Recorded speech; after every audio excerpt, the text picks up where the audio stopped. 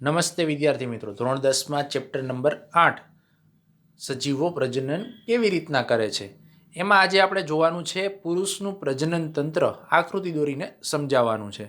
તો જોઈએ સૌપ્રથમ કે પુરુષનું પ્રજનન તંત્ર છે એ મેઇન બે પાર્ટ્સમાં ડિવાઈડ થયેલું હોય છે। સૌથી પહેલો પાર્ટ કયો છે તો કે શુક્રકોષોનું ઉત્પાદન કરતું અંગ। આપણે જાણીએ છીએ કે પુરુષમાં જે કંઈ નરજન્ય કોષો ઉત્પન્ન થાય છે એ ક્યાં છે તો કે શુક્રકોષો છે। એમનું ઉત્પાદન કરતું જે અંગ છે એ એનો પહેલો ભાગ છે અને એનો બીજો ભાગ છે એ કયો છે તો કે જે કંઈ આ શુક્રકોષો ઉત્પન્ન થાય છે એને ફલન સ્થાન સુધી પહોંચાડવા માટેના જે કંઈ અંગો છે એમનો બીજો પાર્ટ છે। તો સૌથી પહેલાં જોઈએ કે શુક્રકોષોનું જે ઉત્પાદન કરે છે એ અંગ એમના વિશે ડિટેલમાં જોઈએ। તો સૌથી પહેલું જે શુક્રકોષોનું ઉત્પાદન કરે છે એમને શુક્રપિંડ કહેવામાં આવે છે। તો આ શુક્રપિંડ કેવું હોય છે એ આપણે જોઈએ તો કે ઉદર ગુહાની બહાર વૃષણ કોથળીમાં એક જોડ શુક્રપિંડ છે આવેલા હોય છે અને શુક્રકોષોના નિર્માણ માટે શરીરના સામાન્ય તાપમાન લગભગ કેટલું હોય છે શરીરનું સામાન્ય તાપમાન તો કે 37°C એના કરતાં 2 થી 3 અંશ સેલ્સિયસ નીચું તાપમાન છે એ જરૂરી હોય છે। આકૃતિમાં તમે જોઈ શકો છો ઉદર ગુહાની બહારનો ભાગ છે ત્યાં વૃષણ કોથળી છે એ આવેલી છે। એ વૃષણ કોથળી છે એમાં એક જોડ શુક્રપિંડ એટલે કે 2 શુક્રપિંડ છે એ આવેલા હોય છે અને આ શુક્રપિંડમાં શુક્રકોષોનું નિર્માણ થવા માટે આપણા શરીરનું નોર્મલ ટેમ્પરેચર જેટલું હોય એના કરતાં 2 થી 3 અંશ સેલ્સિયસ જેટલું ઓછું તાપમાન હોવું જરૂરી છે। તો આ વાત થઈ શુક્રપિંડમાં શુક્રકોષો નિર્માણ થવા માટેની આવશ્યકતાની। હવે આ શુક્રપિંડમાં છે એ શુક્રકોષો ઉત્પન્ન થાય છે અને શુક્રપિંડ નર જાતીય અંતઃસ્ત્રાવ ટેસ્ટોસ્ટેરોનનો સ્ત્રાવ કરે છે। શુક્રપિંડ નર જાતીય અંતઃસ્ત્રાવ આપણામાં કયો અંતઃસ્ત્રાવ હોય છે છોકરાઓમાં તો કે ટેસ્ટોસ્ટેરોન નામનો અંતઃસ્ત્રાવ છે એ આવેલો હોય છે। આ જે અંતઃસ્ત્રાવ છે એ શુક્રપિંડમાંથી કે કોના દ્વારા તો કે શુક્રવાહિનીઓ દ્વારા બહાર નીકળે છે। છોકરાઓમાં ટેસ્ટોસ્ટેરોન શુક્રકોષના ઉત્પાદનનું નિયંત્રણ અને છોકરાઓમાં યુવાવસ્થાના લક્ષણોનું પણ નિયંત્રણ કરે છે। જે કાંઈ આ અંતઃસ્ત્રાવ આપણામાં છે છોકરાઓમાં છે ટેસ્ટોસ્ટેરોન એ શુક્રકોષના ઉત્પાદનનું નિયંત્રણ પણ કરે છે, સાથે સાથે યુવાવસ્થામાં જે કંઈ લક્ષણો આવતા હોય છે જાતીય લક્ષણો જે ચેન્જ થતા હોય છે એમનું પણ નિયંત્રણ આ અંતઃસ્ત્રાવ કરતો હોય છે। તો આ વાત થઈ શુક્રપિંડની।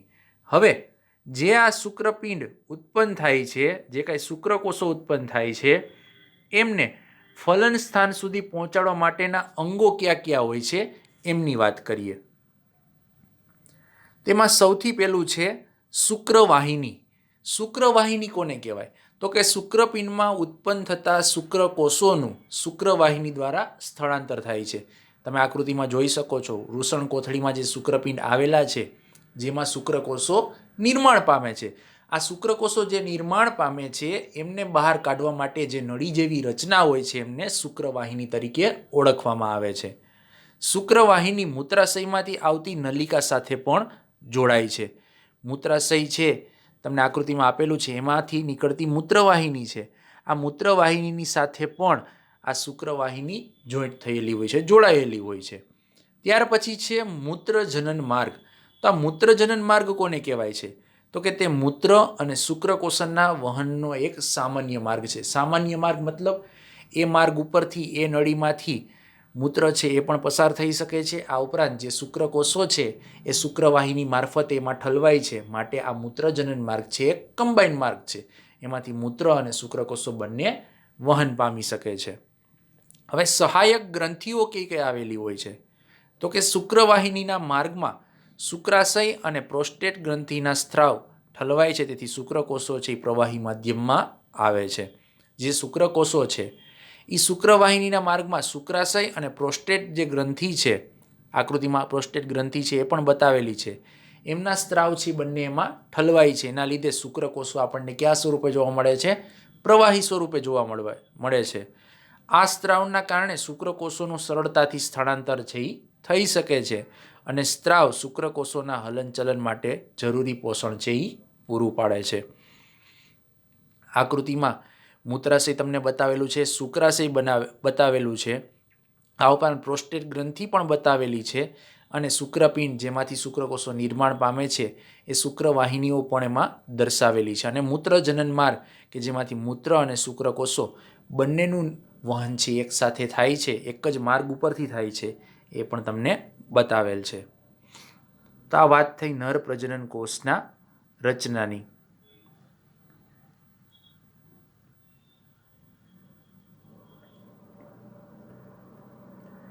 ત્યાર પછી છે નર જનન કોષો એટલે શું એ સમજાવવાનું છે.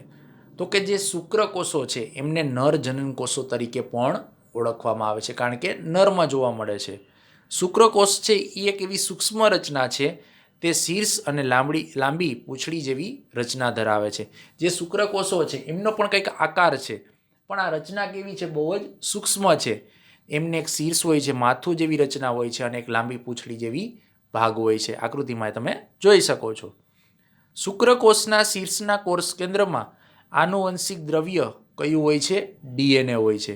જે શુક્રકોષ છે એમનું જે શીર્ષનો ભાગ છે એમના કોષ કેન્દ્રમાં આનુવંશિક દ્રવ્ય એટલે કે પિતૃ પેઢીમાંથી જે લક્ષણો બાળ પેઢીમાં આવે છે એ આનુવંશિક પેઢી દર પેઢી આવે છે. એ દ્રવ્ય કયા સ્વરૂપે રહેલું હોય છે? તો કે ડીએનએ ડીઓક્સીરિબોન્યુક્લિક એસિડ સ્વરૂપે રહેલા હોય છે. તે નર પિતૃના આનુવંશિક લક્ષણોનું શું કરે છે? વહન કરે છે. આમ લાંબી પૂંછડી શુક્રકોષને માદા પ્રજનન કોષ તરફ સ્થળાંતર કરવામાં મદદરૂપ થાય છે. જે શીર્ષની ભાગમાં નાની પૂંછડી આપેલી હોય છે, આ લાંબી પૂંછડી શું કામ આવે છે? તો કે જે કાંઈ આ શુક્રકોષો છે એમને માદા પ્રજનન કોષના અંગો સુધી પહોંચાડવા માટે જે સ્થળાંતર કરવાની મદદ જોતી હોય છે એમને પૂરી પાડતી હોય છે. તો આ વાત થઈ નર જનન કોષની. આકારે કેવા? તો કે શીર્ષ અને લાંબી પૂંછડી ધરાવે છે. રચના કેવી? તો કે સૂક્ષ્મ હોય છે. આ ઉપરાંત એમાં આનુવંશિક દ્રવ્ય કયું હોય છે? તો કે ડીએનએ હોય છે. અને એ પિતૃ પેઢીના લક્ષણો કેમાં? તો કે બાળ પેઢીમાં વહન કરાવે છે. ત્યાર પછી છે માદા મનુષ્યનું પ્રજનન તંત્ર.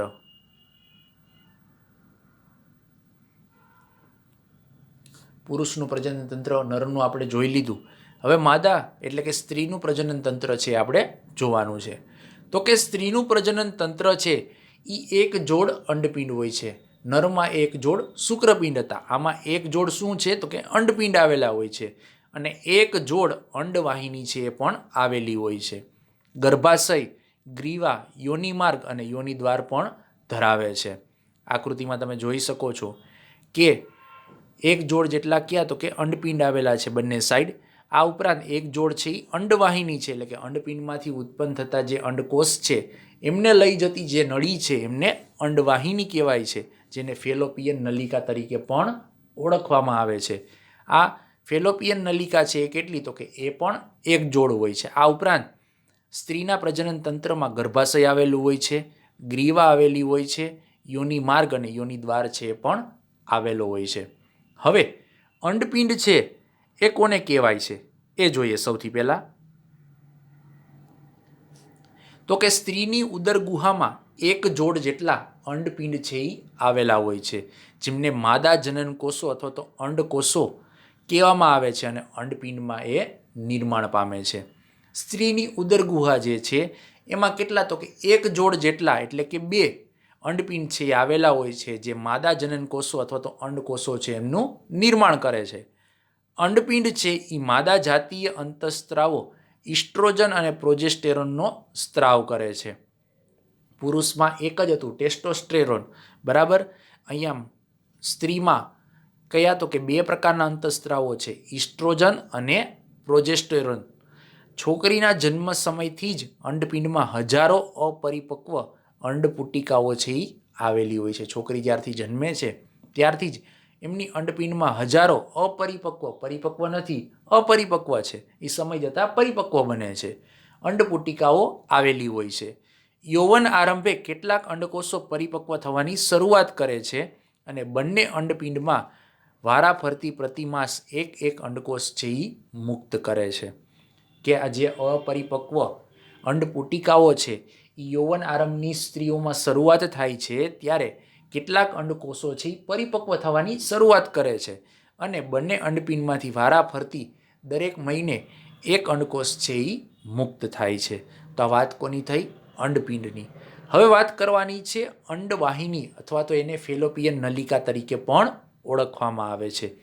સ્ત્રીઓમાં એક જોડ અંડપિંડ હોય છે, માટે આ દરેક અંડપિંડમાંથી અંડકોષો બહાર લઈ આવવા માટે એક જોડ જેટલી અંડવાહિની છે એ પણ આવેલી હોય છે. તે અંડપિંડ સાથે જોડાયેલી હોતી નથી. પાતળી અંડવાહિનીના માર્ગે અંડકોષ અંડપિંડમાંથી ગર્ભાશય સુધી વહન પામે છે.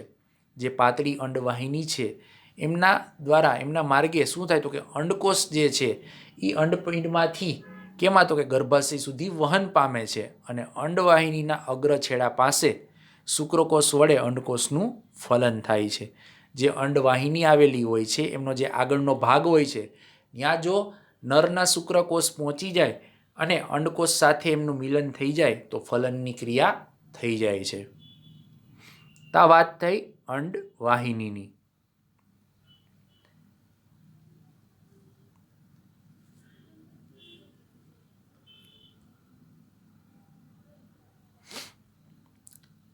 ત્યાર પછી છે ગર્ભાશય. બંને તરફની અંડવાહિની જોડાઈને નાજુક, સ્થિતિસ્થાપક અને ઊંધા નાસપતિ આકારની રચનાનું નિર્માણ કરે છે, જેને ગર્ભાશય કહેવામાં આવે છે.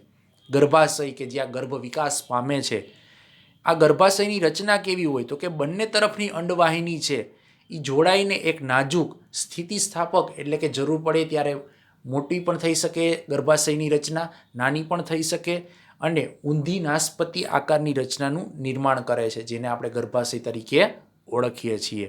ગર્ભનું સ્થાપન અને પોષણ છે એ ગર્ભાશયમાં થાય છે. ગર્ભાશયના દૂરસ્થ સાંકડા છેડાને ગ્રીવા તરીકે ઓળખવામાં આવે છે. નરમાંથી